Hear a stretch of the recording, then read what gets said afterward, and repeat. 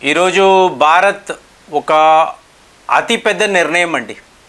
అంటే మన చరిత్రలో ఇటువంటి ఒక డిసిషన్ ఇంతకు ముందు కాదు, దీని తర్వాత కూడా తీసుకోవడం అనేది జరగదు. ఏమిటి అది అంటే, మాకు తీవ్రవాదము అలాగే తీవ్రవాదాన్ని సపోర్ట్ చేసే దేశం సమానం. అంటే పాకిస్తాన్లో చనిపోయిన 40 మంది సైనికులు, 100 మంది తీవ్రవాదులు సమానమే. అంటే 140 మంది తీవ్రవాదులు. ఇది స్వయంగా మన దేశ ప్రధానమంత్రి నరేంద్ర మోదీ గారు తన స్పీచ్లో చెప్పిన విషయం.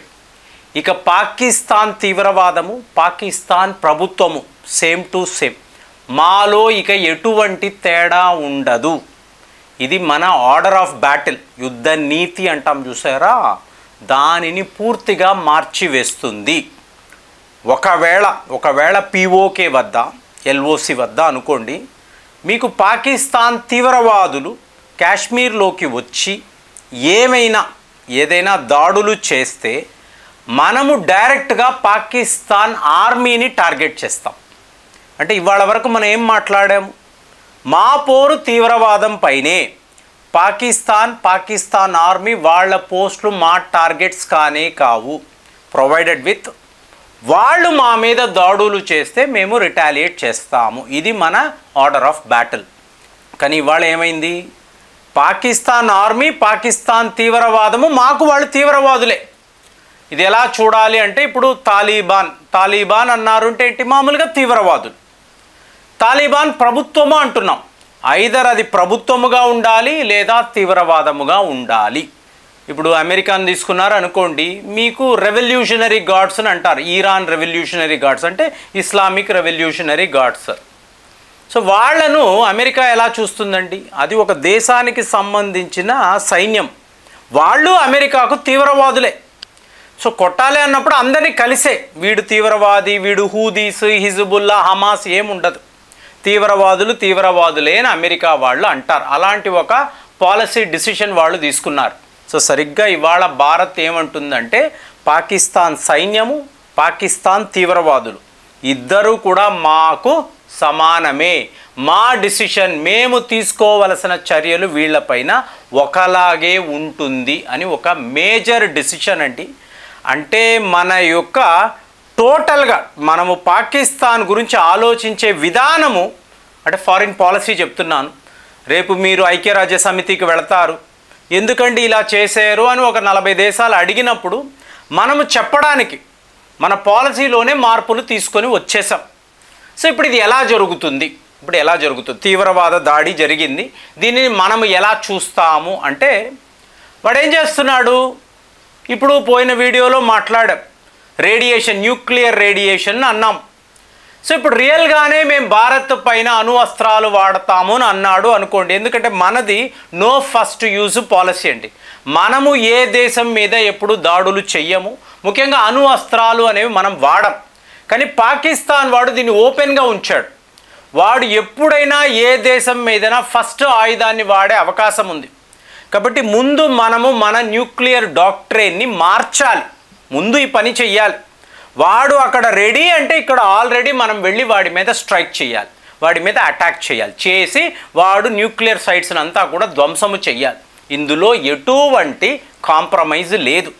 ఎందుకంటే వాడు రెడీ చేస్తున్నది మనము త్రూ శాటిలైట్ చూడగలము.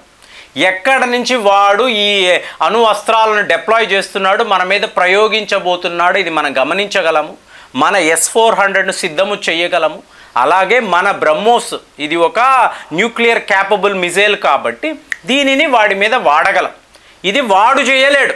ఒకవేళ ఇండియా వాడి మీద అణువస్త్రం ప్రయోగించాలి అనుకున్నప్పుడు పాకిస్తాన్ మనని ఆపలేడు. ఎటొచ్చి ఏంటంటే, ప్రపంచ స్థాయిలో ఉండే, ఇప్పుడు అందరూ మనల్ని కదా అంటారు. ఎవరైతే ఫస్ట్ అటాక్ చేస్తారో వాళ్ళనే అందరూ బ్లేమ్ చేస్తారు. వాడు రెడీగా ఉన్నాడు రా, వాడు నాకు అపకారం చెయ్యబోతున్నాడు, నన్ను నేను కాపాడుకోవడానికి ఈ పని చేస్తున్నాను. మనం ఎంత మొత్తుకున్నా కూడా ప్రపంచం ఏముంటుంది? అయ్యో పాపం, వాళ్ళ మీద వీళ్ళు అణు అస్త్రాలు వేశారు, ఇదే కదా మాట్లాడతారు. కానీ మనము తీసుకునే నిర్ణయం ఏంటి? పాకిస్తాన్ అంటేనే ఒక తీవ్రవాద దేశము, అక్కడ ఆర్మీ అయినా సరే తీవ్రవాదులైనా సరే వాళ్ళ మీద మేము ఖచ్చితంగా దాడులు చేస్తాం. ఇప్పుడు ఎందుకు ఇలా ఎలా అంటాం? ఒక దేశం యొక్క ఆర్మీని తీవ్రవాదుల్ని ఎలా అంటాము అంటే, ఒక కరుడు గట్టిన టెర్రరిస్ట్ మరణించాడు మన దాడుల్లో 100 మంది అన్నప్పుడు దగ్గర 7 నుంచి 8 మంది చాలా చాలా ముఖ్యమైన తీవ్రవాద నాయకులండి. సో వాళ్ళు మరణించినప్పుడు వాళ్ళ మంత్రి నుంచి ఐఎస్ఐ అధికారుల నుంచి వీళ్ళందరూ కూడా ఫ్యూనరల్కి వెళ్ళి ఏడుస్తున్నారు. అంటే ప్రపంచ స్థాయిలో వీళ్ళు తీవ్రవాదులను డెసిగ్నేట్ చేసిన వాళ్ళు చనిపోతే వీళ్ళందరూ ఏడవడం ఏంటండి?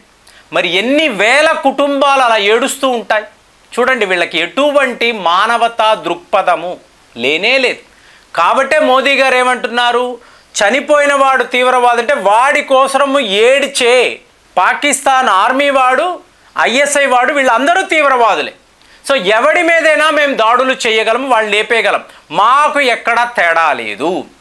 సో ఇప్పుడు ఈ పరిస్థితిలో మనము పాకిస్తాన్లో ఉండే అణు అస్త్రాలు ఇది కదండి, మన ఒకరికి కాదు ప్రపంచానికే ముప్పు.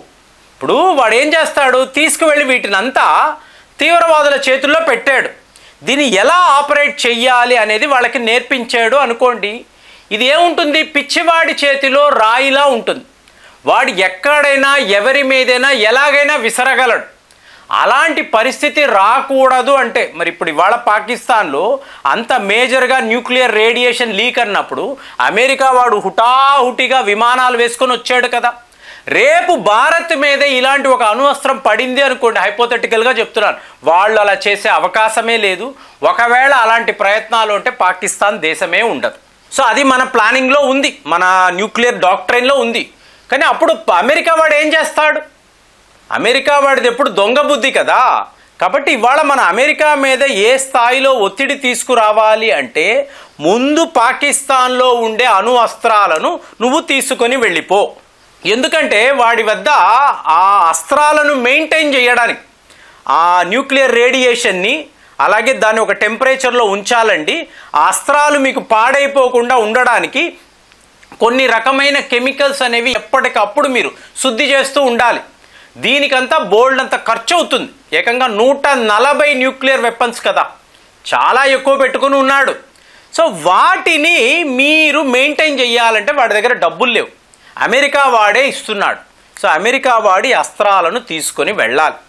చెయ్యలేదు, నేను అలా చెయ్యను అన్నాడు అనుకోండి, ఇక నెక్స్ట్ లెవెల్లో ఏమిటి అంటే పాకిస్తాన్లో ఉండే బలూచ్ లిబరేషన్ ఆర్మీ వీళ్ళకి ఎంత ఫండింగ్ కావాలో అంత ఫండింగ్ ఇచ్చి ఒక భాగాన్ని, ఈ భాగం జరుగుతుందంటే 100% జరుగుతుందండి. ఎందుకంటే ఇండస్ వాటర్ ట్రీటీ దీనిని ఆపడం వల్ల ఏమవుతుంది, మీకు ఇప్పుడు పాకిస్తాన్ని చూసారనుకోండి, ఒకవైపు పష్తూన్స్ ఉంటారు, ఇంకొక వైపు సింధు వాళ్ళు ఉంటారు, ఇంకొక వైపు పంజాబ్ వాళ్ళు ఉంటారు, ఇంకొక వైపు ఇస్లామాబాద్కి చెందిన వాళ్ళు ఉంటారు. ఎవరికి ఎటువంటి సంబంధము ఉండదు, ఎవరు ఎవరితోనూ కలవరు, ఎటువంటి ఫ్రెండ్షిప్ ఉండదు. వాళ్ళు జస్ట్ కలిసి ఉన్నట్టుగా ఒక భ్రమలో ఉంటారు. ఎప్పుడూ కూడా ఇలాంటి దేశాలు నిలబడవు. ఎగ్జాంపుల్ యుఎస్ఎస్ఆర్, 15 దేశాలు కలిసిన సోవియట్ యూనియన్ అన్నా కూడా ప్రజలు సంతోషంగా లేరు, ఎవరి దారుణ వాళ్ళు వెళ్ళిపోవాలనుకున్నారు కాబట్టి అది విడిపోయింది అంటారు చూసారా. పాకిస్తాన్ కూడా అలా విడిపోతే ఒక చిన్నపాటి ఇస్లామాబాద్, ఆ ఇస్లామాబాద్కి ఒక ప్రభుత్వము, వాళ్ళు ఎక్కడో ఉండి ఏదో చేసుకుంటూ ఉంటారు, మనకి సంబంధం లేదు, మన పీఓకే మనకు వచ్చేస్తుంది. బలూచిస్తాన్ అటు నుంచి అటు ఈరాన్తో కలిసిపోతుంది, ఇటువైపు తాలిబాన్ వాళ్ళు వాళ్ళ పష్తూన్స్ని తీసుకొని వాళ్ళు విడి రీజన్ని వాళ్ళు డెవలప్ చేసుకుంటారు. సో ఇలాగ పాకిస్తాన్ ఒక యుఎస్ఎస్ఆర్ లాగా ముక్కలు ముక్కలుగా విడిపోతే అప్పుడే ఈ ప్రపంచము సేఫ్గా ఉంటుంది. లేకపోతే ఈ ఆయుధాలంతా తీవ్రవాదుల చేతుల్లోకి వెళ్ళింది అంటే అప్పుడు ఈ ప్రపంచాన్ని ఎవరు కాపాడతారు? దానిని పెట్టుకొని వాళ్ళు రేపు అమెరికా మీద దాడులు చేయొచ్చు, లేదా వెస్టర్న్ కంట్రీస్ మీద కూడా అటాక్స్ చేయొచ్చు, ఇండియా మీద కూడా ఇలాంటి పనులు వాళ్ళు చేయగలిగితే ఎంత ప్రాణ నష్టము. ఇది చాలా చాలా సీరియస్ విషయము. కాబట్టి మోదీ గారు ఈ న్యూక్లియర్ బ్లాక్మెయిల్ అనేది నాకు చెల్లుబాటు అవ్వదు, నాకు అలా అనిపించిందా పాకిస్తాన్ని నేను విడిచిపెట్టాను, ఈ న్యూక్లియర్ బ్లాక్మెయిల్ని ఆపు అని క్లియర్గా తన మెసేజ్లో చెప్పారు. ఇవాళ పాకిస్తాన్ ఏం చెయ్యబోతున్నాడు, దాని యొక్క ఎస్కలేషన్ ఎలా ఉంటుంది, ఇదే ఇవాళ ప్రపంచమంతా వెయిట్ చేస్తుంది. మరి ఈ వార్తలు మీరు విన్నారా? మీకేమనిపిస్తుంది? కామెంట్స్లో రాయండి. మళ్ళీ వచ్చే వీడియోలో కలుద్దాం. జై హింద్.